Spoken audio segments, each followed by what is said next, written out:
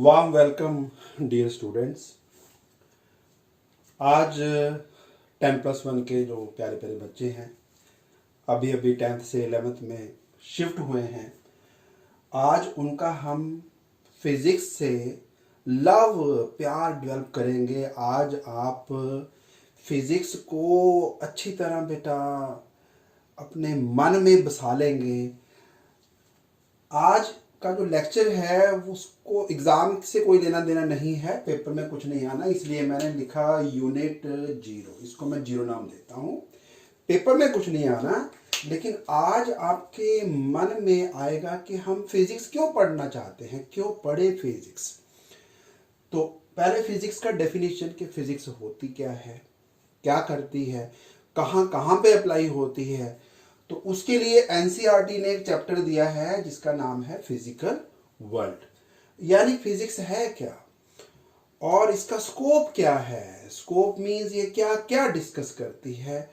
तो ये सारा कुछ इसमें फिजिकल वर्ल्ड में आने वाला है। पेपर में कुछ नहीं आएगा, दोबारा फिर बोल रहा हूँ, इसलिए मैंने चैप्टर का नाम दे दिया यूनिट 0।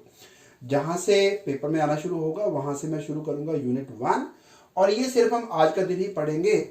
अगले लेक्चर्स में फिर वो आना शुरू हो जाएगा जिसका आपका आईआईटी से रिलेशन है, जो आपके नीट एग्ज़ाम में आएगा, एम्स में आएगा, एएफएमसी में आएगा, और आपके स्कूल के जो टीचर्स ने एग्ज़ाम लेने हैं थ्योरेटिकल, वो भी सारा इसमें डिस्कस होना है।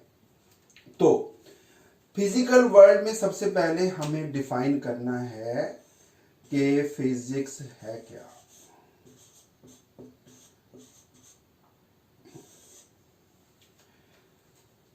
तो जो भी आपके सराउंडिंग्स में सारा कुछ, एक चीज नहीं, बहुत सारी चीजें,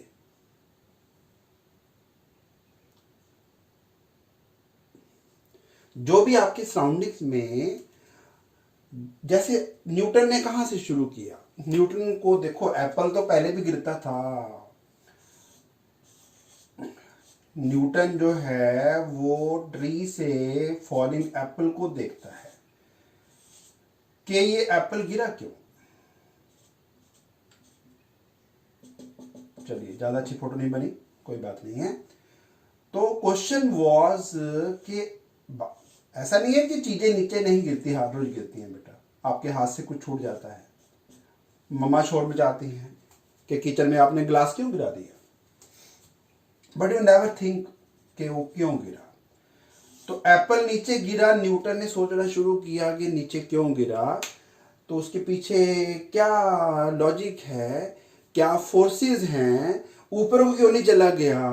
तो ये चीज़ें जो है ये आपको फिजिक्स की ओर खींचती हैं। इससे आपका जो प्यार है वो फिजिक्स की तरफ बढ़ता है, and you start loving physics के फिजिक्स है क्या, क्यों हुआ ऐसा। इसके अलावा एक चीज़ नहीं, बहुत सारी चीज़ें हैं। ये आपके सामने एक चल रहा है, कोई बैटरी नहीं डाली हुई इसमें, पानी पी रहा, पानी वैसे पी भी नहीं रहा। ये सिर्फ इसकी जो ये रेड वाला पोर्शन है इसको गीला रखना पड़ता है। बहुत ही इंटरेस्टिंग टॉय है, फिजिक्स पे बेस्ड। आप अपने ड्राइंग रूम में रख सकते हैं। मैं भी ड्राइंग रूम में से उठा के लाया हूँ, क्योंकि ये जो क्लासरूम है, लॉकडाउन का कंडीशन है, इसमें क्लासरूम तो मिलता नहीं है हमें। तो किसी दिन दर्शन कराऊंगा आपको कि क्लास हम कहाँ कहाँ पे जाके रिकॉर्ड करते हैं। तो चलिए, अभी हम हैं घर के फर्स्ट फ्लोर पे, तो क्योंकि क्लासरूम का सिचुएशन तो नहीं है, एनीवे आई ट्राई कि मैं घर से ही जो चीज़ें अवेलेबल हैं उनसे क्लास को पूरा इंटरेस्टिंग बना सकूं। चलिए, तो बात कर रहे थे एप्पल का नीचे गिरना। और इसके अलावा बेटा नेचर में आपने सनराइज देखा कि सन जो है वो हर रोज ईस्ट से निकलता है, वेस्ट में चला जाता है एंड में, फिर मून आ जाता है, फिर स्टार्स आ जाते हैं, फिर रेनबो भी फॉर्म होता है बारिश वाले दिन। स्काई का कलर ब्लू क्यों है, ये सब क्वेश्चंस के आंसर जो है वो फिजिक्स देगी। सो physics is mother of all the sciences. यही से सारा कुछ निकलता है बेटा, ये टॉप पे है। हाँ, हमें इसमें कुछ थोड़ा मैथमेटिक्स यूज करना पड़ता है, तो फिजिक्स इज, ये मानिए कि 20 to 30% ये मैथमेटिक्स से भी बनी हुई है। सो मैथमेटिक्स अगर स्ट्रांग है तो फिजिक्स आपकी ज़्यादा बढ़िया होगी। बाकी गुस्सा मत करें जो मेडिकल के स्टूडेंट्स हैं, उनको मैं इतना मैथमेटिक्स करा दूंगा ताकि आपका फिजिक्स जो है वो नॉन मेडिकल स्टूडेंट्स के बराबर आ जाए। ओके, तो ये क्यों चल रहा है? इसके अलावा आपने एक स्पिनिंग व्हील लकड़ी का होता है, नीचे पड़ा है पर मुझे लाने में टाइम लगेगा, ऐसे इसको आप घुमा के छोड़ देते हैं, ये घूमता रहता है, घूमता रहता है, तो फिर ये गिरता क्यों नहीं है? उसके पीछे फिजिक्स है। इसको अगर मैं, कड़ा है हाथ में मेरे, इस रिंग को अगर मैं छोड़ देता हूं तो ये गिर जाता है। लेकिन अगर इसी को मैं रोल कर दूं, ऐसे देखा हुआ आप सभी बच्चों ने, या स्पिन कर दूं इस तरह से, फिर नहीं गिरता। उसके पीछे फिर फिजिक्स है। सो फिजिक्स जो है वो सभी चीजों को जो नेचर में हो रही हैं, so I may call all the natural phenomenon which are occurring around you, उनको एक्सप्लेन करता है कि उसके पीछे कौन से लॉज हैं। Like you have studies laws of motion, law of conservation of momentum and so on. तो कौन से लॉज जो हैं वो फिजिक्स को डिस्कस करते हैं, वो फिजिक्स है। और ये आपको चीजों को एक इजियर वे में एक्सप्लेन करती है। ये थोड़ा है कि laws of motion, law of gravitation सिर्फ यही अप्लाई होता है कि एप्पल क्यों गिरा। लॉ ऑफ ग्रेविटेशन जो है वो सन के अराउंड अर्थ कैसे घूमती है वहां भी अप्लाई हो जाना है। तो कुछ लिमिटेड चीजों को स्टडी करके बहुत सारी चीजों को एक्सप्लेन हम कर पाते हैं यूजिंग फिजिक्स। और अगला जो फिजिक्स का आज का जो फिजिक्स के ऊपर बर्डन है, फिजिक्स की रिस्पॉन्सिबिलिटी है, वो है कि एनर्जी कैसे बनाई जाए।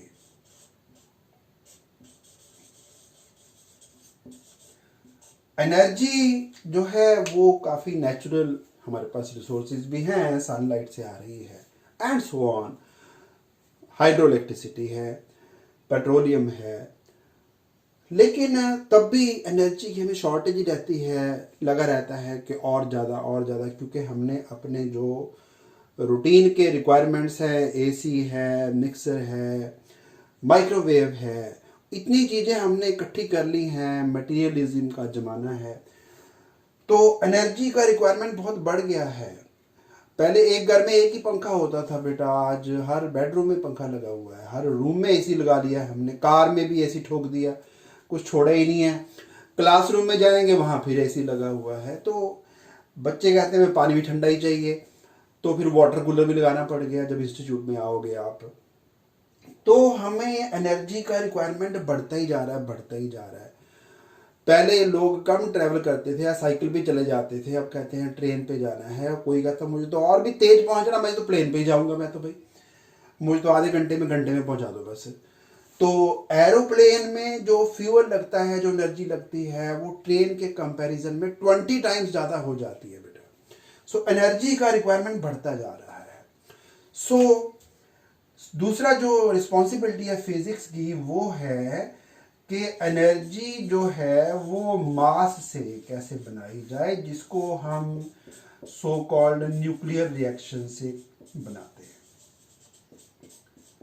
तो आज एनर्जी जो रिक्वायरमेंट जो है वो न्यूक्लियर रिएक्शन से पूरा होता है। बाकी फिजिक्स का एक डेंजरस रूप भी है, वो है कि ये न्यूक्लियर रिएक्शन से बेटा बिजली बना सकते हो, न्यूक्लियर रिएक्शन से आप सबमरीन चला सकते हो, शिप चल सकता है। न्यूक्लियर रिएक्शन के थ्रू जो थर्मल पावर प्लांट है, इतना बैड एमिशन हमारे एटमॉस्फेयर में जा रहा है, उसको ये कंट्रोल कर सकता है। ये बड़ा एक सो कॉल्ड क्लीन फ्यूल है अगर न्यूक्लियर रिएक्शन को यूज़ किया जाए। बट जापान का केस आपको पता ही है, वहाँ पे भी न्यूक्लियर क्या हुआ, न्यूक्लियर बॉम्ब, एटम बॉम्ब फेंके गए तो उसमें भी न्यूक्लियर रिएक्शन होता है बेटा। अब मर्जी आपकी है कि हमें उस रिएक्शन को प्रोडक्टिव वर्क में लाना है कि उससे हमने डिजास्टर की तरफ को जाना है। अब कोरोना का जमाना है तो आज फिजिक्स जो है, वेंटिलेटर्स चाहिए डॉक्टर्स को, बेड चाहिए स्पेशलाइज्ड, ग्लूकोज का बॉटल जो है वो पेशेंट के ऊपर लगाया होता है, नीचे क्यों नहीं रख दी भाई, उसके पीछे फिर फिजिक्स है। तो फिजिक्स आपका पीछा नहीं छोड़ेगी, इसको तो प्यार हमें करना ही पड़ेगा। सो दैट वाज कि फिजिक्स है क्या। तो फिजिक्स जो है ज़्यादा कुछ नोट डाउन करने की जरूरत नहीं है, फिर भी देख लेना कि स्कूल में टीचर ने पेपर में डालना है कि नहीं डालना है। So physics is defined as a science which explains, which reasons out all natural phenomenon through some basic laws. Law of gravitation हो गया, लॉज ऑफ मोशन हो गया, उसके अलावा और भी बहुत सारी चीजें हैं, लॉज ऑफ थर्मोडायनेमिक्स आएंगे, और जब प्लस 2 में आप जाएंगे तो किरचॉफ लॉज आ जाएंगे, ओम्स लॉ आपने पढ़ा है। उससे मतलब कुछ लिमिटेड चीजों को स्टडी करके, कुछ लिमिटेड लॉज को स्टडी करके we can explain so many things. And another way of defining physics is a branch of science which explains mass energy conversion. Nuclear reaction में क्या है, मास थोड़ा सा कम हो जाता है, थोड़ा सा ही कम होना, थोड़ा सा। सन का मास कंटिन्यूसली कम होता जा रहा है, लेकिन ऐसा थोड़ी कि सन खत्म हो जाएगा। अभी चलेगा 5000 मिलियन ईयर्स और चलेगा, अभी तो 5000 मिलियन ईयर्स चलेगा अभी और। तो थोड़ा थोड़ा मास कम होता जाता है और वो मास जो है वो एनर्जी में कन्वर्ट हो जाता है। तो सन की एनर्जी इनॉर्मस एनर्जी है, छोटी मोटी बात नहीं है। और सन से और बड़े बड़े साइज के स्टार्स हैं, लेकिन हमसे बहुत दूर हैं तो हमें दिखाई नहीं देते, वो एक अलग इशू है। चलिए, तो ये अभी मैंने समझा दिया आपको कि फिजिक्स होती क्या है। सो फिजिक्स जो है that would explain all the natural phenomenon, formation of rainbow, spinning of top, then falling of an apple, motion of earth about the sun, day night कैसे फॉर्म होते हैं, सीजन्स कैसे बनते हैं। ज्योग्राफी जो है वो काफी फिजिक्स से एक्सप्लेन होती है। और दूसरा काम जो है फिजिक्स का वो है मास और एनर्जी का कन्वर्शन है, कि मास को हटा के उसको एनर्जी में कैसे कन्वर्ट कर सकते हैं। सो ये अभी नोट डाउन कुछ नहीं करना, अभी इसमें आपने जस्ट सुनने की बातें हैं आज तो, और कुछ चीजें जो अगला जो पार्ट आएगा उसमें आप नोट डाउन कर सकते हैं।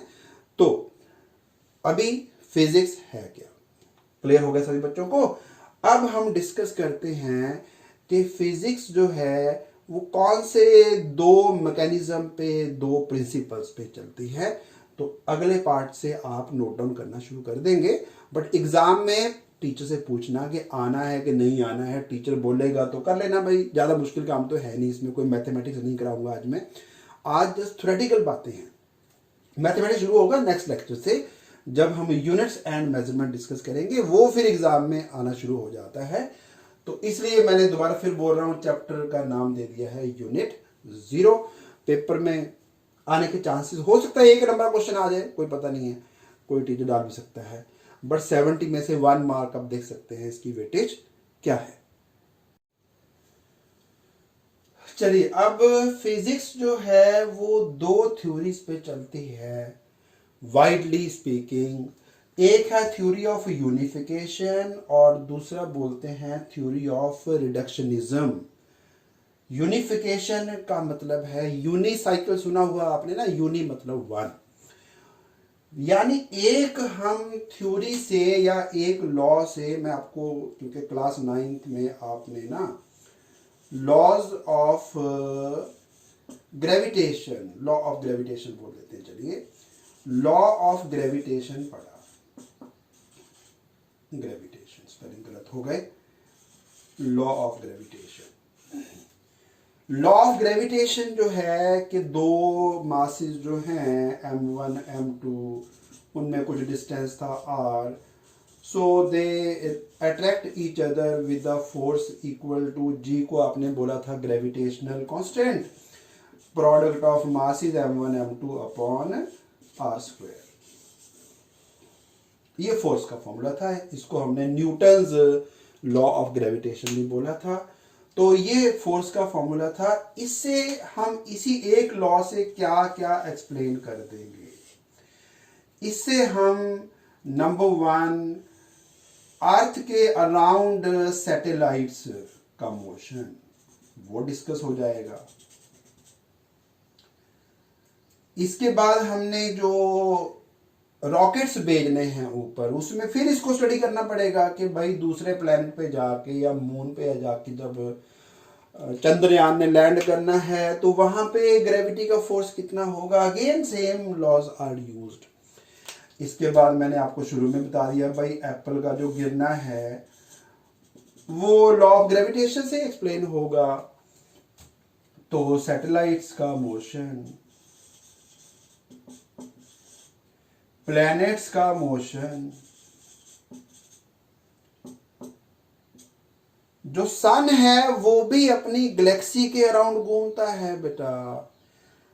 जो मिल्की वे नाम आपने सुना हुआ है ना, मिल्की वे का जो सेंटर है, सन जो है वो काफी साइड में है हमारा सोलर सिस्टम। तो सोलर सिस्टम को मिल्की वे यानी गैलेक्सी के सेंटर के अराउंड घूमना है। तो motion of stars around the galactic centre वो भी ग्रेविटेशन से ही डिस्कस होगा। बहुत सारी चीजें हैं। और क्या बता सकते हैं आपको, ग्रेविटेशन से आप डिस्कस करते हो पेंडुलम का मोशन। बेटा अगर पेंडुलम पे ग्रेविटी का फोर्स नहीं लगेगा, अभी तो मैं जैसे इसको पेंडुलम को सपोज यहां से छोड़ता हूं तो ये नीचे आ जाता है। ये भी ड्यू टू ग्रेविटी ऑसिलेट कर रहा है। मैं इसको मान लो एक सैटेलाइट में ले जाऊं जहां पे फ्री स्पेस है, जहां पे ग्रेविटी एब्सेंट है, बेटा ये चलना बंद कर देगा। और एटमॉस्फेयर को ग्रेविटी की फोर्स जो है उसने कैसे होल्ड किया हुआ है। अगर अर्थ की ग्रेविटी हट जाए तो एटमॉस्फेयर गया बेटा, कोई गैस नहीं बचेगी। एक लॉ ऑफ ग्रेविटेशन से बहुत सारी चीजें एक्सप्लेन हो सकती हैं। उसी को बोलते हैं unification. Unification means one basic law for so many different phenomenon. तो पेंडुलम हो गया, पेंडुलम के ऑसिलेशंस को हम पढ़ा है आपने टाइम पीरियड का फॉर्मूला। कितने बच्चों को याद है बोलिए। 2 pi square root of something था बेटा, कुछ का ही दिमाग में आ रहा है। पेंडुलम का लेंथ कितना है, एल लिखा जाता था। और एक्सेलरेशन ड्यू टू ग्रेविटी क्या थी, ये फॉर्मूला था टाइम पीरियड का। ओके, सो आई थिंक मैं लॉ ऑफ ग्रेविटेशन से एक्सप्लेन कर सकता हूं सैटेलाइट्स का मोशन, प्लैनेट्स का मोशन सन के अबाउट। इवन आप कितना फोर्स से जाके या कितना नुकसान होगा। आप लोगों ने स्कूल में क्या किया, आपके स्कूल में कहीं कोई बेंच लगा हुआ था या पार्क में बेंच था, बच्चे बेंच पे खड़े होते हैं और जंप मार देते हैं नीचे, मजा आता है उसमें। लेकिन ऐसा तो कोई बच्चा नहीं करता, करना नहीं चाहिए, गलत बात हो गई कि चलो जी छत से जंप लगा के देखते हैं क्या होता है। तो इसी फोर्स ऑफ ग्रेविटी का चक्कर है बेटा कि आपको ज्यादा टाइम मिल गया तो ग्रेविटी की फोर्स आपको, फोर्स ऑफ ग्रेविटेशन ज्यादा देर स्पीड अप करेगी। अगर स्कूटर का एक्सेलेरेटर ज्यादा देर घुमाओगे तो बहुत तेज हो जाएगा। उसी तरह से लॉ ऑफ ग्रेविटेशन, ग्रेविटी तो अपना काम करते रहना, gravity is never absent, gravity never स्लीप्स, so gravity is never on holiday. So soldier वाली पिक्चर देखी है आपने, a soldier is never on holiday. तो ग्रेविटी भी कभी छुट्टी नहीं लेती। तो जैसे आप जंप करेंगे ग्रेविटी का फोर्स लगेगा, आपको स्पीड अप करेगा, स्पीड अप करेगा, स्पीड अप करेगा और एंड में आप जानते हैं क्या होगा। चलिए, कोरोना का जमाना है, छोड़ो परे, ऐसी बातें नहीं करनी है। चलिए, तो इतनी हाइट से जंप मारना बेटा बेवकूफ़ी है। चेयर से जंप मार लिया, पार्क में बेंच से जंप मार दिया, चलेगा, कोई बात नहीं है। इतना हमारी जो टांगे हैं, टांगों में फिर फिजिक्स है बेटा। हमारे जो मस्कुलर सिस्टम है, हमारे जितने जॉइंट हैं वो कैसे काम करते हैं, उनके पीछे फिर फिजिक्स है। ये जब आप चीज को उठाते हो ना ऐसे बेटा, जो बंदे वो उधर डंबल्स उठाते हैं जिम में, मेरी तरफ मत देखिए, मेरा साइज इतना दिखाने लायक नहीं है, ठीक है, मुझे शर्मसार मत करिए। एनीवे, तो वो जो लोड उठाते हैं वो कितना उठा पाएंगे, और यहाँ पे जो मसल्स हैं उनके कितने स्ट्रैंड्स बने हुए, उनके काफ़ी बड़े बड़े होते हैं, आप जानते हैं, जिसको वो बोलते हैं 6-6 7-7 किलो के होते हैं वो। तो वो उनका जो मसल्स का जो स्ट्रैंड्स का लेंथ, जो स्ट्रैंड्स का नंबर है वो इतना ज़्यादा है कि वो उतना लोड उठा पाएंगे। मैं तो क्या उठा लूँगा, मैं तो पेन ही उठा सकता हूँ बेटा, मैं तो पेन से ही मारता हूँ, बस कोई बात नहीं है। चलिए, तो रिडक्शनिज्म पे आते हैं। तो ये मैंने कॉन्सेप्ट क्लियर कर दिया आपको कि यूनिफिकेशन का मीनिंग क्या है। यूनि मतलब one theory applicable to many situations. और एक बताता हूं, आपने पढ़ा हुआ है कंजर्वेशन ऑफ एनर्जी, सभी बच्चों को पता है इसके बारे में। Law of conservation of energy, energy can't be created, energy can't be destroyed, but it can be converted from one form to another। ये पढ़ा हुआ सभी बच्चों ने। तो energy conservation is another law जो कि बहुत सारे सिचुएशंस को एक्सप्लेन करेगा। आप सिंपल सी बात करें, जब बेटा बॉल जो है ना, क्रेजी बॉल की बात नहीं कर रहा हूं, सिंपल बॉल की बात करते हैं, या फिर एक हम ऑब्जेक्ट लेते हैं, इसको अगर मैं छोड़ दूं तो क्या क्या हुआ, आवाज आई। पहले इसमें ग्रेविटेशनल पोटेंशियल एनर्जी थी, जैसे से नीचे को आया क्या हुआ, काइनेटिक एनर्जी बन गई, फिर काइनेटिक एनर्जी भी खत्म हो गई, फिर आवाज आई। आवाज क्यों आई? क्योंकि वो एनर्जी अब साउंड एनर्जी में चेंज हो गई। तो एनर्जी के जो चेंजेस हैं from one form to another वो पॉसिबल हैं। यानी पहले थी पोटेंशियल एनर्जी, फिर बनी काइनेटिक, और एंड में फिर बनी बेटा साउंड एनर्जी। ये एक जगह यूज नहीं होता बेटा, बहुत जगह यूज होता है, बहुत जगह यूज होना है। आप क्या करते हो, अपने हाथों को रब करते हो। पार्क में सुबह सुबह लोग लगे होते हैं ऐसे ऐसे करके, फिर अपनी पत्नी क्या आंखों पे लगाते हैं, वो जो भी बोला होगा रामदेव ने उनको। तो ऐसा ऐसा करने से बेटा क्या होगा, हाथ गर्म हो जाते हैं। आपने हाथों को काइनेटिक एनर्जी दी, वो कौन सी एनर्जी में चेंज हो गई, हीट एनर्जी में। ऐसे ही आपका जो खाना बनता है, ब्रेकफास्ट आपका तैयार होता है, उसमें आपका जो गैस का बर्नर है वो क्या करता है, वो केमिकल एनर्जी जो एलपीजी गैस में स्टोर्ड है उस एनर्जी को वो हीट में चेंज करता है। तो chemical energy is change to heat energy. और अगर मैं इंजन की बात करूं, वो उसी हीट एनर्जी को बेटा उसमें सिलेंडर में आपके गैस रहती है एलपीजी, पेट्रोलियम गैस लिक्विफाइड, वो केमिकल एनर्जी स्टोर करती है। तो मोटरसाइकिल में, स्कूटर में हम पेट्रोल डालते हैं, पेट्रोल डाला, पेट्रोल को बाद में जलाया जाता है, कंबस्चन किया जाता है उसका।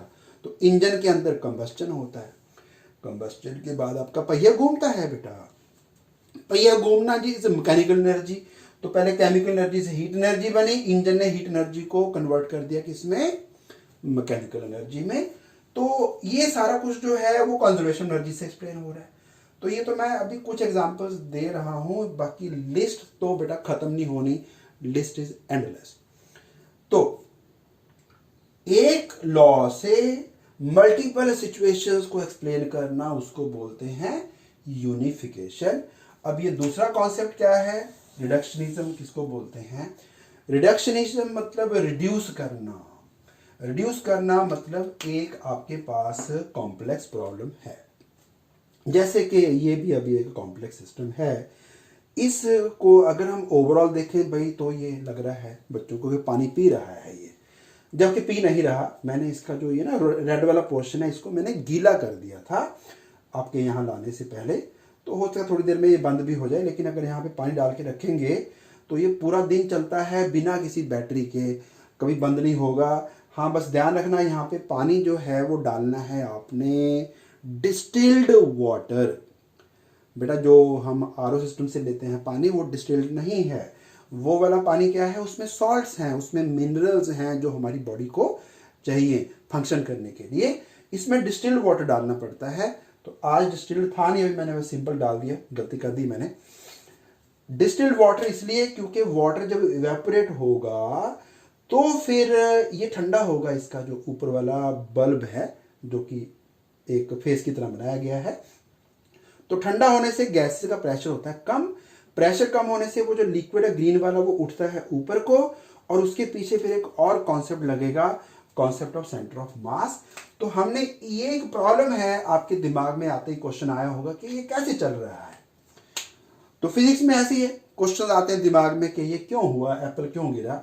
तो यहाँ पे क्वेश्चन आया आपके दिमाग में कि ये क्यों चल रहा है, कब टेढ़ा हो जाता है, कभी वो लिक्विड पीछे को जाता है, बहुत सारी चीजें इसमें इकट्ठी चल रही हैं।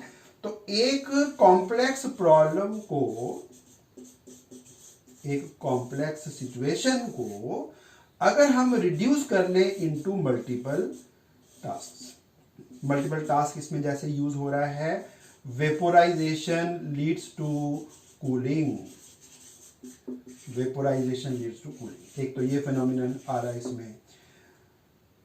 दूसरा फिनोमिनन है कूलिंग लोअर्स प्रेशर, दूसरा पार्ट इसमें ये है।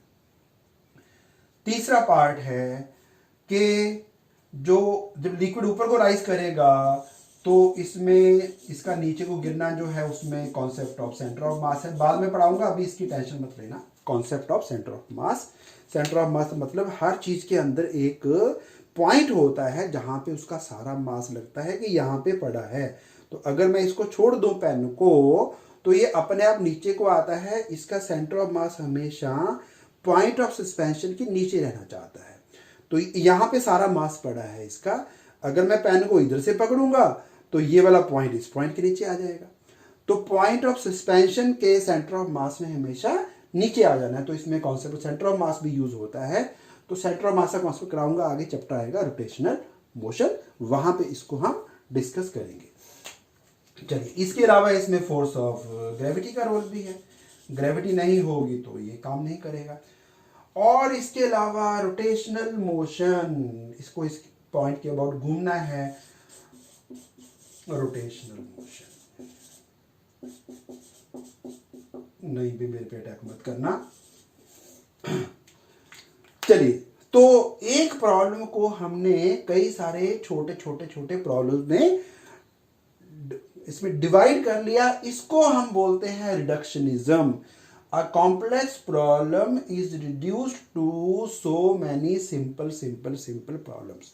बाकी आप जानते हैं जैसे गाड़ी चलती है, गाड़ी में पहला काम जो है वो पेट्रोल ने कंबस्टन होके बनना है हीट में, हीट ने फिर चेंज होना है मैकेनिकल एनर्जी में। उसके बाद गाड़ी के गियर्स आ जाएंगे कि वो उसको कैसे स्पीड अप करते हैं। कार का जो पहिया है उसको मोड़ना है, उसके पीछे स्टीयरिंग व्हील है, स्टीयरिंग व्हील को पावर स्टीयरिंग कैसे बनाना है। तो उसको वही जो प्रोसेस को रिडक्शनिज्म कहते हैं कि पूरी कार एक प्रॉब्लम है हमारे लिए, समझना है उसको। तो उसके हमने अलग अलग पार्ट्स कर दिए। खिड़की कैसे काम करती है, जब हम खिड़की बंद कर लेते हैं तो कार की लाइट बंद कैसे होती है, ये सब चीज़ें। फ्रिज की लाइट आपने देखी है, ट्राई किया सभी ने, आप सभी को पता है कि फ्रिज में वो स्विच कहाँ पे है जहाँ से फ्रिज की लाइट बंद होती है। आप सभी ट्राई करते हैं कि फ्रिज को थोड़ा थोड़ा बंद करके देखें, और ये कब बंद होती है वो बड़ा ही इम्पोर्टेंट जिज्ञासा रहती है बच्चों के मन में, क्यूरियोसिटी रहती है कि मैं पता करूं कि ये कहाँ पे जाके लाइट बंद होती है। फिर बच्चा ढूंढता है कि कहाँ से बंद होती है, ऐसा क्या मैकेनिज्म है इसके अंदर। तो प्रॉब्लम उसके सामने पोज हुई कि फ्रिज की लाइट बंद क्यों होती है, प्रॉब्लम आ गई। फिर उसने उसको ढूंढना शुरू किया। फिर धीरे धीरे धीरे जैसे बच्चा बड़ा होता है वो चीज़ों को एक्सप्लोर करता है। हम ये रूटीन में भी यूज़ करते हैं, ऐसी बात नहीं है। एक कॉम्प्लेक्स प्रॉब्लम को छोटी छोटी छोटी छोटी कई कॉन्सेप्ट्स में ब्रेक कर लेना, उसको बोलेंगे रिडक्शनिज्म। और यूनिफिकेशन क्लियर कर दिया मैंने आपको, एक लॉ से कई सारे सिचुएशंस एक्सप्लेन कर देना, that is theory of unification. तो फिजिक्स जो है वो इन दो थ्योरीज को यूज करके चलती है। चलिए नेक्स्ट अब हेडिंग अपना है scope of physics.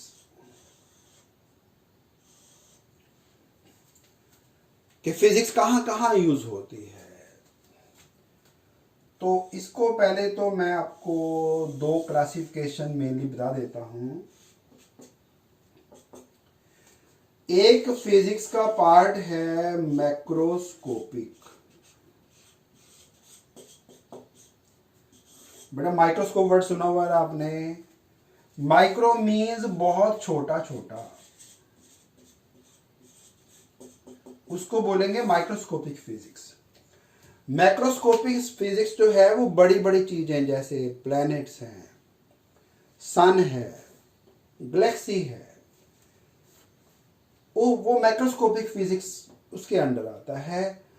Microscopic means electron, neutron, proton, जो बहुत बारीक चीजें, छोटी चीजें हो गई हैं। तो माइक्रोस्कोप से आप देखते हो कोरोना वायरस, उसके भी नीचे जाना है, उसके भी अंदर तक घुसना है कि वो किस किस चीज से बना हुआ है। वो उस तरह के जब लेवल पे पहुंच जाएंगे तो वर्ड यूज होगा माइक्रोस्कोपिक फिजिक्स। हाँ, कोरोना तो डिस्कस नहीं करेंगे हम, वो कोरोना को देखने के लिए जो माइक्रोस्कोप है वो जरूर डिस्कस होगा। तो माइक्रोस्कोपिक फिजिक्स में जो बहुत छोटे यानी एटम से भी नीचे चले जाएं, इलेक्ट्रॉन्स, प्रोटॉन्स, न्यूट्रॉन्स, उनके भी नीचे हैं, उनको क्वार्क्स कहते हैं। अब कुछ बच्चे बोल रहे थे कि नोट्स कैसे बनाने हैं। नोट्स ये है कि काफी चीजें तो टीचर यहाँ पे बोर्ड पे लिखता है, कुछ चीजें टीचर ने बोल दी हैं, आपको लगता है कि बाद में हो सकता है मैं भूल जाऊं कि क्या चीज थी। क्वार्क्स वो पार्टिकल्स हैं जिनसे न्यूट्रॉन, प्रोटॉन, इलेक्ट्रॉन बने होते हैं। तो ये मैंने बोल दिया लेकिन यहाँ पे लिखा नहीं। तो जो बच्चे बढ़िया नोट्स बनाएंगे ना, आप सारे बढ़िया बनाएंगे मुझे पता है, क्योंकि शुरू से ही गाइडेंस जो है, हाँ बच्चे को बताना होता है करना कैसे है। तो क्वार्क्स के बारे में मैंने बोल दिया लेकिन मैंने यहाँ लिखा नहीं। पर जो अच्छे बच्चे हैं वो साइड वाइज एक और कॉलम चलाएंगे और साइड में लिखते जाएंगे कि सर ने क्वार्क्स के लिए कुछ ये बोला था, ताकि जब दोबारा जब घर पे जाके फिर से पढ़ेंगे, अभी तो वैसे घर पे हैं, जब क्लासेस शुरू हो जाएंगे तब की बात कर रहा हूँ, तो उस टाइम बच्चा फिर देखता है कि सर ने क्या बोला था। क्योंकि सभी लेक्चर्स जो है वो वीडियो फॉर्म में नहीं आने, काफ़ी चीज़ें जो हैं वो फिर निकल जानी है, या दोबारा कहाँ ढूंढोगे वीडियो में कि कहाँ था क्वार्क्स। आज तो फर्स्ट डे है, आज का लेक्चर का आपका जो इंटरेस्ट बना हुआ है ना वो और तरह का होगा। जब इसी लेक्चर को आप दोबारा देखेंगे मान लो यूट्यूब पे ही, तो फिर आप थोड़ा सा ना इसको क्या करेंगे कि चलो 5 सेकंड आगे कर दो, क्या फर्क पड़ता है, फिर कहेंगे 15 सेकंड आगे कर दो, फटाफट निकाल दो, तो उस समय में ये चीज़ निकल जाएगी। तो एक तो हर लेक्चर को पूरा अच्छी तरह ध्यान से एंड तक सुनना है। नंबर 2, वीडियो को पॉज करके आप ये चीज़ें नोट डाउन कर लेनी है कि सर ने यहाँ पे क्या बोला था, क्वार्क्स लिखा हमने क्यों लिखा था ये। तो माइक्रोस्कोपिक फिजिक्स डिस्कस करती है उन पार्टिकल्स को जो एटम लेवल से भी नीचे चलेंगे, उसके लिए माइक्रोस्कोपिक फिजिक्स। और मैक्रोस्कोपिक फिजिक्स जो है ये डिस्कस करती है बड़ी चीजों को। इसमें जो सबको पता है, आपको मेजर जो रोल है वो है मैकेनिक्स का, और यही आपकी इंजीनियरिंग की ब्रांचेस भी हैं। मैकेनिकल इंजीनियरिंग वो भी तो करते हैं बच्चे। मैकेनिक्स जो है ये ब्रांच है फिजिक्स की, जो कि साइकिल का मोशन, टैप में पानी कैसे बंद होता है, कैसे खुलता है, वाटर का फ्लो कैसा रहेगा, फ्लो ऑफ लिक्विड्स, लिक्विड और गैसेस के फ्लो के लिए ना इकट्ठा एक नाम है, फ्लूइड्स बोलते हैं बेटा इनको। फ्लूइड्स मींस जो फ्लो कर सकता है। और इसके अलावा बेटा सन का मूवमेंट, प्लैनेट्स का मूवमेंट, और हो गया आपका सैटेलाइट्स का मूवमेंट, ये सारा इसी के अंडर आएगा। लिस्ट बहुत बड़ी है, लिस्ट खत्म नहीं होने वाली। इसके अलावा आपके आ गए इसमें कार में जो गियर्स हैं वो कैसे काम करते हैं, व्हील का इन्वेंशन एंड व्हील का मोशन, उसमें बेटा फ्रिक्शन भी लगती है। आप साइकिल को थोड़ा पैडल मारो फिर बाद में पैडल मारना छोड़ दो, तो ये थोड़ा भी एक बार 3-4 पैडल मारे और फिर उस पर जरूरत ही नहीं है, धीरे धीरे आपकी स्पीड स्लो डाउन होनी शुरू हो जाएगी। स्पीड स्लो डाउन कौन करता है? फ्रिक्शन। ये सब इसके अंदर आएगा। और पंखा आपको पता है स्विच ऑफ करने के बाद में भी कुछ देर चलता रहता है। इनर्शिया कॉन्सेप्ट, ये सब मैकेनिक्स के अंडर आते हैं। लिस्ट इज एंडलेस, अभी ये सारा कुछ यहाँ पे लिखना पॉसिबल नहीं है। हाँ, अब आप जो लिख रहा हूँ मैं उसके आप छोटे मोटे नोट्स बनाना शुरू कर सकते हैं। कैसा ने ये पॉइंट्स बताए थे। इसके अलावा दूसरी ब्रांच है फिजिक्स की जो बड़ी चीजों को डील करती है, वो है थर्मोडायनेमिक्स। थर्मोडायनेमिक्स बेसिकली एनर्जी को डिस्कस करती है। इसमें कंजर्वेशन ऑफ एनर्जी का लॉ आता है, इसमें सेकंड लॉ ऑफ थर्मोडायनेमिक्स आता है। अभी ज़्यादा भेजा मत खराब करना अपना। सेकंड लॉ ऑफ थर्मोडायनेमिक्स जो है वो इंजन्स को अप्लाई होता है। इसमें डिस्कस होगा कि रेफ्रिजरेटर कैसे काम करता है,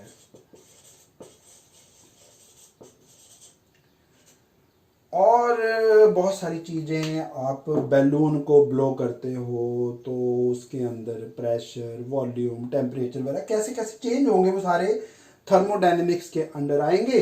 अगर साइकिल का टायर फट गया, एकदम से पटाखे की आवाज़ आई, तो वो जो गैस बाहर निकली, वो गैस ठंडी होगी, गर्म होगी, क्या होगा, वो सब जो है वो थर्मोडायनेमिक्स ने डिस्कस करना है। इसके अलावा थोड़ा सा यहाँ पे केमिस्ट्री का पार्ट भी आ जाता है। मुझे लगता है कि केमिस्ट्री में आपको boys law, Charles law, gas law करा दिए होंगे, वो भी थर्मोडायनेमिक्स के अंडर। फिजिक्स में भी थोड़ा थोड़ा हम उनको डिस्कस करेंगे। गैस के मॉलिक्यूल्स कैसे मूव करते हैं, सो ऑन।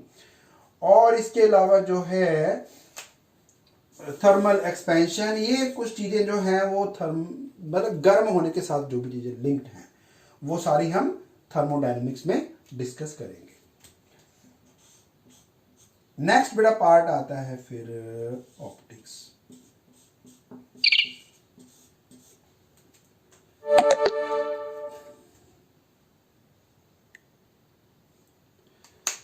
ओके, ऑप्टिक्स में नंबर 1, रे ऑफ लाइट क्या है। लाइट का नेचर, ये कभी कभी एज वेव भी बिहेव करती है, कभी कभी लाइट एज पार्टिकल भी बिहेव करती है। ये वैसे हम इस साइड में डिस्कस करेंगे माइक्रोस्कोपिक फिजिक्स में। चलिए, तो ऑप्टिक्स में इसमें आ जाएगा फिर आपका रेनबो कैसे फॉर्म होता है, और आ जाएगा कि सन का कलर जो है वो सुबह सुबह रेड क्यों दिखता है, रेड सन मॉर्निंग टाइम पे और इवनिंग टाइम पे रेड क्यों नजर आता है। इसके अलावा स्काई का कलर ब्लू क्यों है। इसके अलावा जो मून का स्काई है, मून पे जाएंगे बेटा, मून पे जाके आपको मिलेगा स्काई का कलर ब्लैक। दिन में भी ब्लैक दिखेगा बेटा, डे टाइम में भी।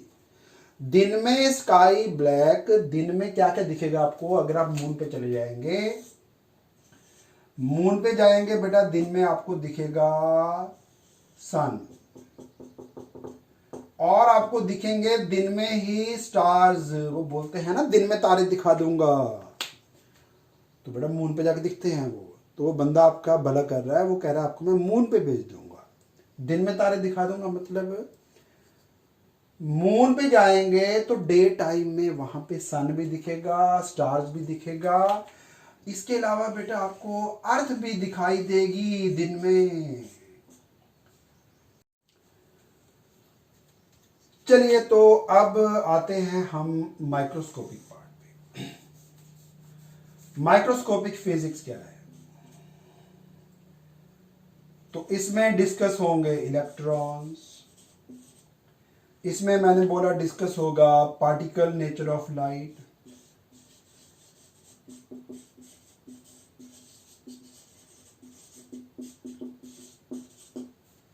इसको हटा देते हैं। अगले साल भी दिखाना है बच्चों को। इसको रिमूव कर देते हैं।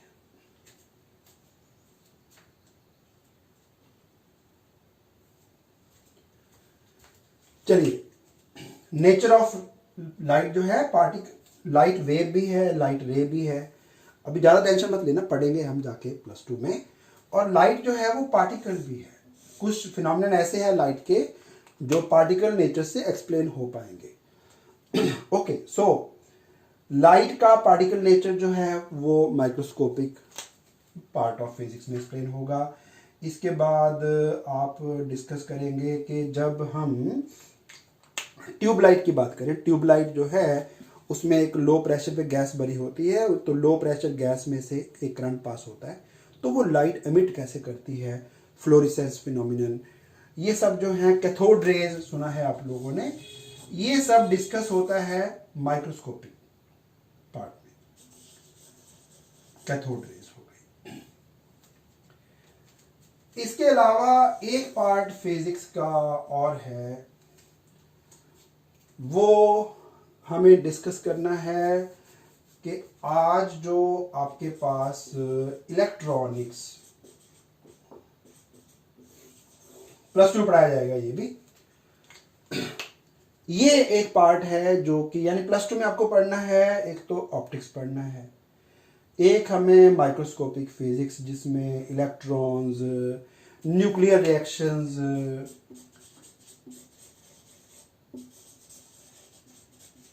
यानी बेसिकली हम न्यूक्लियस को पढ़ेंगे। न्यूक्लियस मतलब न्यूट्रॉन्स, प्रोटॉन्स वगैरह डिस्कस होंगे। और एक पार्ट और है, इसको सारे को मिला के हम कई बार एक नया नाम दे देते हैं, मॉडर्न फिजिक्स भी कहते हैं। मॉडर्न मतलब आज के ज़माने की फिजिक्स। तो ऑब्वियस है, जो बड़ी चीज़ें हैं ना वो बड़ा जल्दी दिख जाती हैं, एप्पल जल्दी दिख जाएगा, लेकिन इलेक्ट्रॉन, प्रोटॉन बहुत छोटी चीज़ें हैं, वो बाद में दिखती हैं बंदे को। तो ये चीज़ें, ये लेटेस्ट डेवलपमेंट्स हैं, तो इसको पूरे को हम will call as modern physics. उसी में इलेक्ट्रॉनिक्स भी आ जाता है।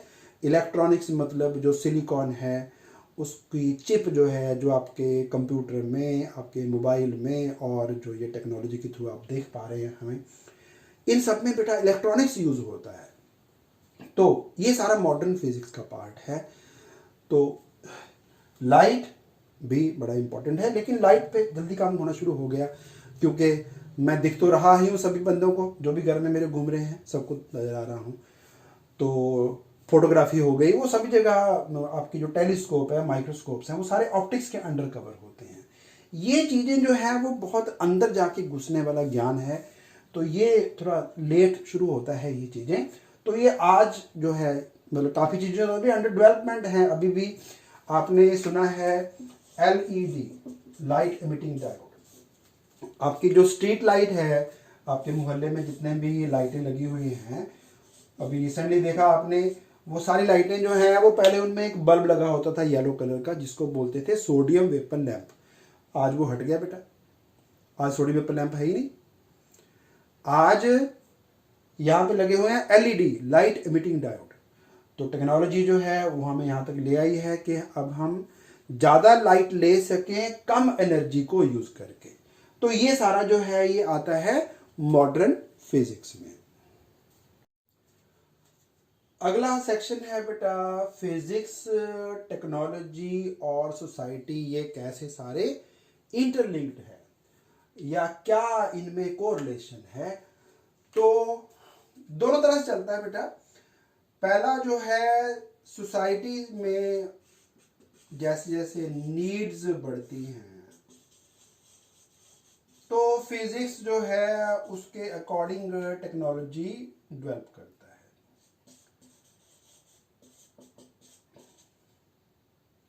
फिजिक्स डेवलप्स टेक्नोलॉजी, दोनों तरह चलता है बेटा, उल्टा भी चलता है। एग्जाम्पल के लिए, हमें फील हुआ कि अगर हमें साइकिल पे जोर मारना पड़ता है, सोसाइटी की नीड है, और बहुत सारे लोगों को एक फ्लोर से दूसरे फ्लोर पे लेके जाना है, मॉल बन गए, अब मॉल में बेटा, मॉल मान लीजिए 7 फ्लोर का है, तो 7th फ्लोर पे बंदा क्यों जाएगा, नहीं जाएगा। तो सोसाइटी की नीड्स हो गई कि हमें जगह मिल रही है कम, अब कम जगह में ज़्यादा लोगों को अकोमोडेट करना है, तो इसको स्ट्रक्चर को ऊपर को बनाओ। तो ऊपर को बनाओ तो सोसाइटी का रिक्वायरमेंट था कि स्ट्रक्चरल इंजीनियरिंग शुरू की जाए, यानी कि ज़्यादा ऊंचे ऊंचे फ्लैट, 35 फ्लोर के फ्लैट्स। जापान में चले जाएंगे बेटा 100 फ्लोर तक भी हैं। लिफ्ट भी 2 तरह की लगानी पड़ती हैं। एक लिफ्ट लगेगी जो 0 से लेके 50 फ्लोर तक जाएगी, दूसरी लिफ्ट जाएगी जो 51 से लेके 100 तक जाएगी बेटा, जिसको जाना ही मान लीजिए 79 फ्लोर पे जाना है। वो 79 फ्लोर वाला बंदा वो कभी वो 25 पे रुक गई, कभी 26 पे रुक गई, वो तो बेचारे का सत्यानाश हो जाएगा। तो 2 तरह के लिफ्ट डिजाइन किए हुए हैं, 0 to 50 अलग और 51 से लेके 100 तक का लिफ्ट अलग है। तो ऐसे लिफ्ट क्यों बनाने पड़े, ऐसी टेक्नोलॉजी क्यों डेवलप करनी पड़ी? सोसाइटी की जरूरत है। सोसाइटी नहीं चाहती कि हमारा टाइम वेस्ट हो, तो कई जगह सोसाइटी जो है वो डेवलप करती है रिक्वायरमेंट, उसके अकॉर्डिंग फिजिक्स डेवलप करती है टेक्नोलॉजी। आज जो है कोरोना का दौर चल रहा है, पता नहीं बच्चे वीडियो जब बाद में देखेंगे तो वो उनको कोरोना याद भी होगा नहीं होगा, कम से कम 10-15 साल तो याद रहेगा कि कोरोना क्या था। एनीवे, तो कोरोना का आज का रिक्वायरमेंट है, हर रोज अनाउंसमेंट्स हो रही हैं कि वेंटिलेटर्स शॉर्ट पड़ रहे हैं, तो वो सोसाइटी का रिक्वायरमेंट है। फिजिक्स उसके अकॉर्डिंग टेक्नोलॉजी डेवलप कर रहा है। फिजिक्स लगा हुआ है कि उसको वेंटिलेटर को और छोटा और कम्पैक्ट कैसे बनाया जा सके, उसको हैंडी बना ले ताकि वो कहीं भी, मान लीजिए रिमोट एरिया में, वहाँ पे इतना बड़ा इंस्ट्रूमेंट कैसे उठा के लेके जाएंगे, पेशेंट इधर आ नहीं सकता। तो शॉर्ट फॉर्म में जो है वेंटिलेटर्स डेवलप किए जा रहे हैं जिनका साइज मिनिएचर है।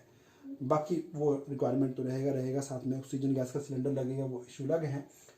चलिए, तो सोसाइटी जो है उसमें जैसे जैसे जरूरतें बनती हैं उसके अकॉर्डिंग फिजिक्स जो है टेक्नोलॉजी डेवलप करता है। अब रिवर्स भी ट्रू है बेटा। रिवर्स क्या ट्रू है? टेक्नोलॉजी डेवलप की फिजिक्स ने कि हमें कंप्यूटर्स, लैपटॉप, मोबाइल फोन बना के दिए सोसाइटी ने। मोबाइल फोन जो है वो यूज करता है इलेक्ट्रोमैग्नेटिक वेव। गुड पॉइंट भी बैड पॉइंट भी दोनों हैं, साथ साथ में चलते हैं। इलेक्ट्रोमैग्नेटिक वेव क्रिएट हुआ तो इससे बेटा कम्युनिकेशन सिस्टम स्टार्ट हो गया। अब कम्युनिकेशन से अब उल्टा इफेक्ट आ रहा है। कम्युनिकेशन से सोसाइटी हमारी जुड़ गई, यानी जिन लोगों को हम पहले लेटर लिखा करते थे, लेटर लिख के फिर पोस्ट बॉक्स में डालना है, लेटर बॉक्स में डालना है, फिर वो एक आगे पोस्टमैन आएगा, कलेक्ट करेगा, फिर वो ट्रांसफर करने के लिए सो एंड सो। अब बेटा कम्युनिकेशन सिस्टम इतना स्ट्रांग हो गया, लेटर आता ही नहीं कोई भी। लेटर आता है आपका कि आपका पासपोर्ट बन गया है और अपना पासपोर्ट ये लीजिए जी। अब तो इतना काम है, जो फिजिकल डिलीवरी है चीज़ की उसमें ही चाहिए। बाकी मैं आपको आज जो लेक्चर दे रहा हूँ, जो नोट्स आपको सेंड किए जाएंगे, वो सारे कम्युनिकेशन के थ्रू जा रहे हैं बेटा। तो कम्युनिकेशन ने आज हमारी सोसाइटी को चेंज कर दिया है, उल्टा हो गया। हाँ, काफ़ी लोग जो हैं वो मिस यूज़ भी करते हैं, सारा दिन पबजी पे लगे रहते हैं। बुरी बात है, वो अच्छी बात नहीं है। पेरेंट्स ने आपको पाला, बड़े किया, कुछ बनने के लिए अभी भी उनके मन में ड्रीम्स हैं बहुत सारे कि मेरा बच्चा जो है वो डॉक्टर इंजीनियर बन जाए। बट कई बच्चे जो हैं वो ऑफ द ट्रैक चले जाते हैं। तो सक्सेसफुल, मैंने आपको वेरी फर्स्ट लेक्चर में बताया था, वही है जिसको अपना गोल क्लियर है, अपना विज़न उसको पता है और वो उसके लिए सही स्टेप्स लेता है। वो बच्चा कामयाब है, वही बच्चा सक्सेसफुल है, उसने आगे बहुत कुछ कर लेना जाके। तो आपको अपने आप को प्रिपेयर रखना है कि आपने अल्टीमेटली क्या करना है और वो कैसे अचीव होगा। That must be always clear in your mind. Anyway, तो कम्युनिकेशन जियो आ रहा है, नेट आ रहा है, तो आज का लेक्चर आप उसके थ्रू ही देख रहे हैं। रिकॉर्डिंग भी जो है वो उसी के थ्रू चल रही है। किस दिन आपको मैं दर्शन कराऊंगा कि क्या क्या सेटअप लगाना पड़ता है। यानी इतना आसान नहीं है कि घर पे बैठ के आप लेक्चर रिकॉर्ड कर लें। किस टाइम पे रिकॉर्ड करना पड़ता है, बड़े सारे इश्यूज हैं बेटा। थोड़ी देर में क्या होगा, वो बर्तनों की आवाज़ें आनी शुरू हो जाएगी नीचे किचन में। टन होना शुरू हो जाएगा, लेक्चर का सारा मजा खराब हो जाएगा। तो मुझे सोचना पड़ता है कब रिकॉर्ड किया जाए, कब सारे जब सोए हुए होंगे उस टाइम उठ जाओ भाई। बाहर जो है मोटरसाइकिल स्कूटर की आवाज़ें नो डाउट ज़्यादा तो नहीं आती, लेकिन दूध वाला ले आता है। कई फैक्टर्स हैं। तो कम्युनिकेशन जो है उसने हमारी सोसाइटी को चेंज कर दिया है। So it is two way. Physical world जो है, फिजिक्स की जो दुनिया है वो दो तरह से काम करती है। सोसाइटी की जो जैसे रिक्वायरमेंट बढ़ती है, फिजिक्स उसके अकॉर्डिंग टेक्नोलॉजी डेवलप करता है। पहले खेत में बेटा हल चलाया करते थे, अब फिजिक्स ने ट्रैक्टर दे दिया, भाई जल्दी जल्दी कर लो कोई बात नहीं है। वो एक खेत में एक किसान का पूरा दिन लग जाता था। अब पूरे दिन में जो है वो किसान जो है वो ट्रैक्टर से काम करके थकता भी नहीं है। बाद में फिर जा के गाने सुनता है अपने लगा के स्टीरियो सिस्टम पे, या टीवी देखेगा, क्योंकि थका ही नहीं, वो तो बैठा था बस यूं कर रहा था वो तो सोसाइटी की जरूरत थी कि काम ज़्यादा हो जाए उतने टाइम में और कम एफर्ट से हो जाए, उसके लिए टेक्नोलॉजी डेवलप हो गई। बाकी रिवर्स भी है, टेक्नोलॉजी जो है वो सोसाइटी को अफेक्ट भी करती है, बोथ वेज है। चलिए अब सेकंड लास्ट टॉपिक पे आ गए हैं हम। फिजिक्स में कौन कौन से कंजर्वेशन लॉज यूज होते हैं।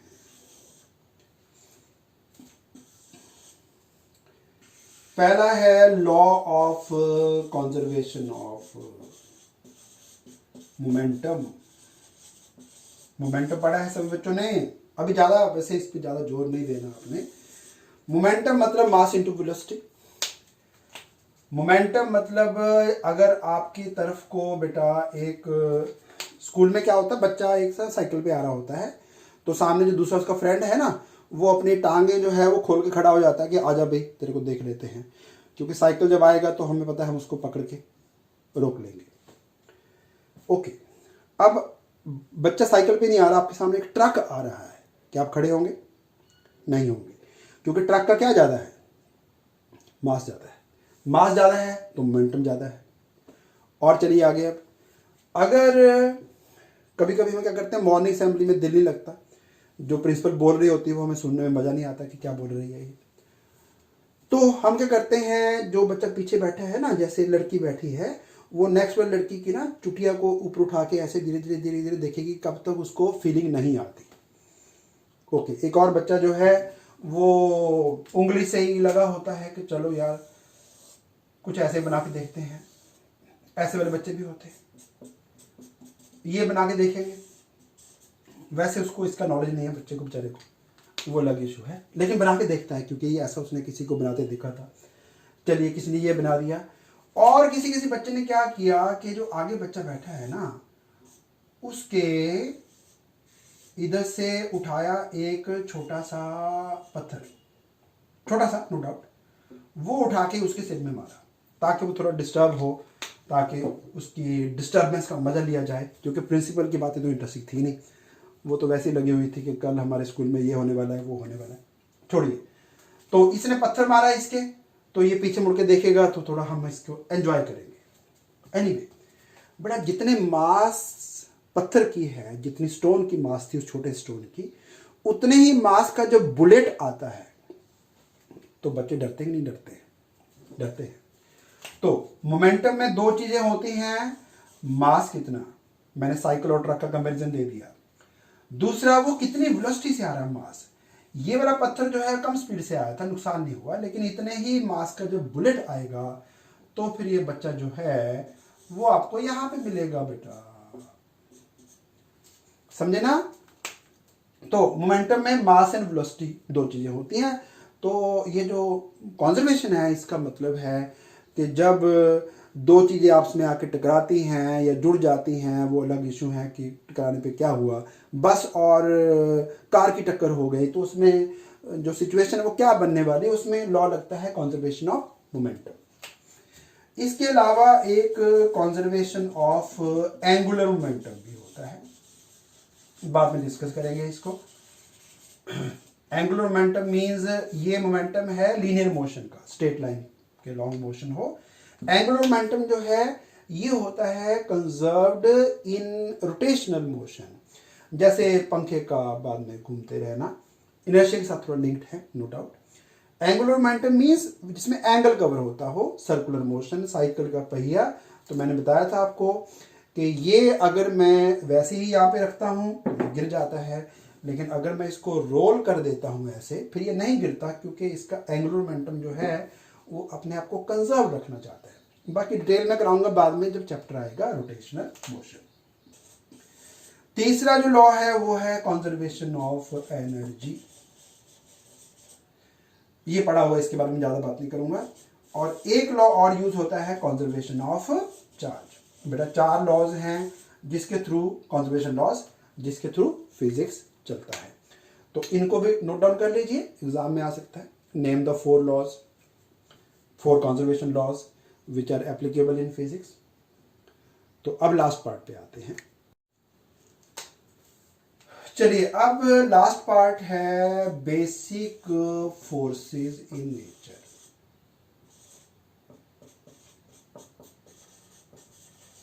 इस पे क्वेश्चन आ सकता है एग्जाम में, तो मैं 4 कॉलम पहले बना देता हूं। हमें 4 फोर्सेस डिस्कस करनी है।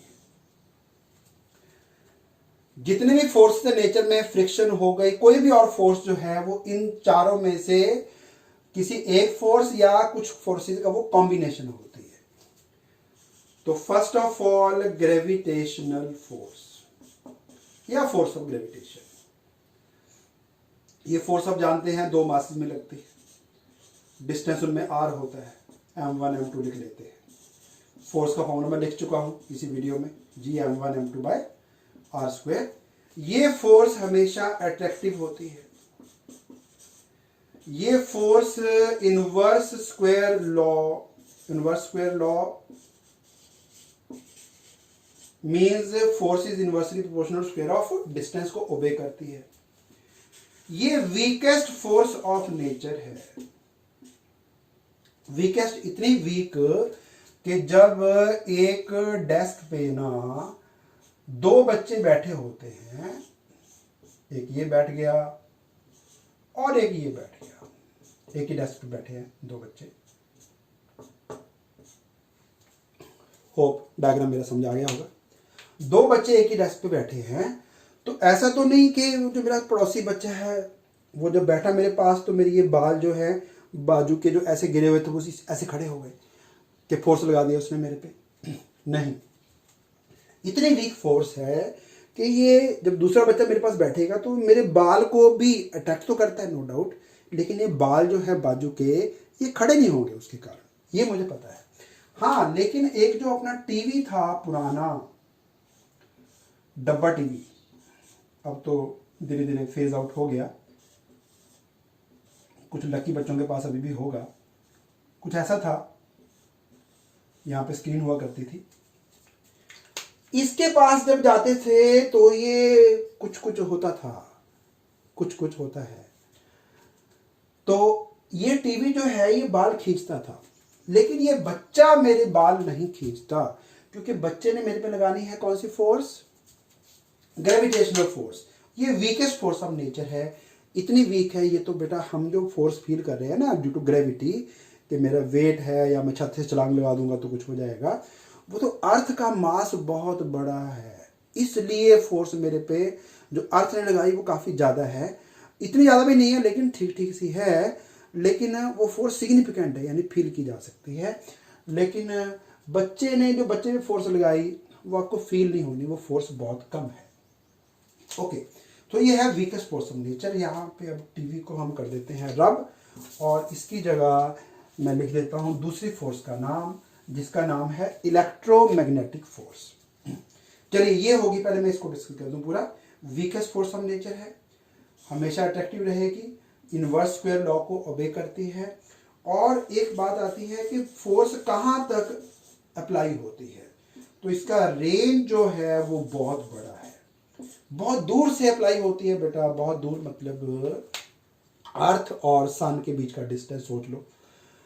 ये तो अर्थ तो भी पास में है, उसके और आगे भी तो है, फिर उसके और आगे जुपिटर है और प्लैनेट्स हैं।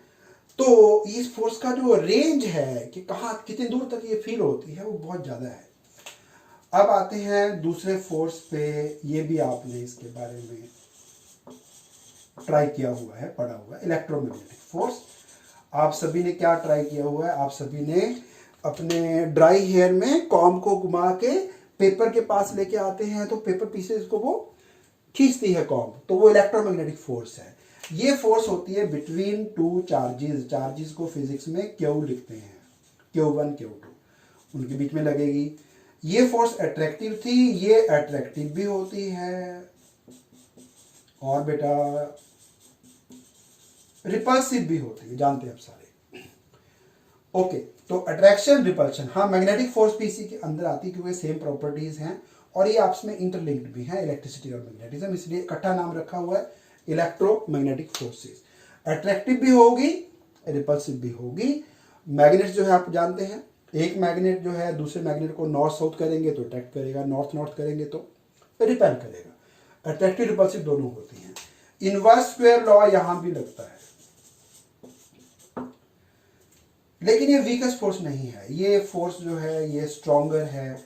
यानी मैंने टीवी का एग्जांपल आपको दिया, टीवी मेरे बाल खींच सकता है, लेकिन एक बच्चा दूसरे बच्चे के पास बैठा है, वो एक दूसरे के बाल आपस में नहीं खींचते हैं। या यूं नहीं होता कि दो बच्चे आपने बिठाए थे यहाँ पे और वो ग्रेविटेशनल फोर्स लग लग के बाद में हुए इकट्ठे, वो अब उनकी मर्जी है, उन्होंने बातचीत करनी है, टीचर ने तो लग बिठाए थे, वो खुद ही अपने आप पास में आ जाए वो अलग बात है, लेकिन ग्रेविटेशनल फोर्स उनको नहीं खींचता कि बच्चे आपने दूर दूर बिठाए थे और बाद में इकट्ठे हो गए।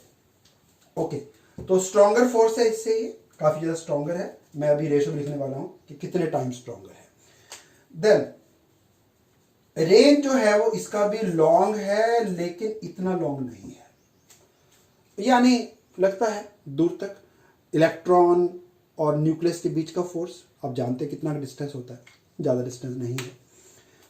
एनीवे, ये भी लॉन्ग रेंज फोर्स है। चलिए, वीकेस्ट का पॉइंट आ गया, स्ट्रॉन्गर, रेंज आ गया, अट्रैक्टिव रिपल्सिव दोनों हो सकते हैं, इनवर्स के लिए भी ओबे करता है। अब आते हैं अगले फोर्स पे जिसका नाम है nuclear force. Nuclear force, another name is strong force. Strong इसलिए क्योंकि ये है strongest force of the nature. अभी मैं रेशो लिखूंगा नीचे एंड में जाके, स्ट्रॉन्गेस्ट फोर्स ऑफ नेचर। ये लगती है between neutron and neutron. Nuclear है ना, न्यूक्लियस के अंदर जो पार्टिकल्स हैं न्यूक्लियॉन्स हैं, जैसे इंडिया में जो रहते हैं उनको इंडियंस कहते हैं, जो न्यूक्लियस के अंदर रहते हैं उनको न्यूक्लियॉन्स कहते हैं। न्यूक्लियॉन्स मतलब न्यूट्रॉन न्यूट्रॉन के बीच में फोर्स, प्रोटॉन प्रोटॉन में फोर्स, न्यूट्रॉन प्रोटॉन में फोर्स। सोचने की बात है ना बेटा, प्रोटॉन प्रोटॉन पे कौन सा चार्ज होता है, पॉजिटिव पॉजिटिव, तो वो तो रिपेल करेंगे तो ये तो फट जाएगा न्यूक्लियस, ये रहेगा ही नहीं। इससे भी ज्यादा स्ट्रॉन्ग फोर्स एक यहां पे लगती है, इससे 100 टाइम स्ट्रॉन्ग होती है न्यूक्लियर फोर्स। प्रोटॉन प्रोटॉन जो है वो अट्रैक्ट करते हैं, तो ये फोर्स जो है वो हाईली अट्रैक्टिव है। हाईली मतलब स्ट्रॉन्गेस्ट फोर्स ऑफ नेचर है। इनवर्स स्क्वायर लॉ इसमें नहीं लगता, इनवर्स स्क्वायर लॉ फॉलो नहीं करता है। रेंज इसकी बेटा बहुत ही शॉर्ट है। शॉर्ट मतलब 10 पावर -15। बेटा नेगेटिव पावर का मीनिंग समझ लेना, 10 पावर -15। 1 मीटर के नीचे 10 पावर 15 लिखेंगे, उतना जो छोटा डिस्टेंस होगा, जब उतने कम डिस्टेंस पे न्यूट्रॉन प्रोटॉन आ जाएंगे तो ये फोर्स जो है वो ऑपरेशन में आता है, नहीं तो लगता ही नहीं है। तो दूर दूर अगर प्रोटॉन होंगे तो रिपेल करेंगे बेटा, ये फोर्स नहीं लगेगी।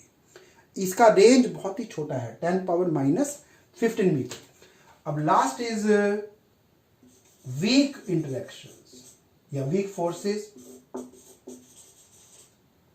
इसके बारे में अभी ज्यादा नॉलेज डेवलप नहीं हुई, ये ब्रांच अभी अंडर डेवलपमेंट है।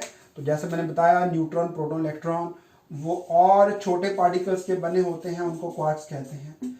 इसके अलावा पाइऑन्स होते हैं, इसके अलावा न्यूट्रिनोज होते हैं, एंटी न्यूट्रिनोज होते हैं। ये सब न्यूक्लियर पार्टिकल्स कहते हैं इनको। न्यूक्लियस के अंदर न्यूट्रॉन प्रोटॉन इलेक्ट्रॉन, उससे भी छोटे जो है उनको बोलना है सब nuclear particles, quarks, pions, neutrinos, cascade particle, sigma particle, ऐसे बहुत सारे नाम हैं।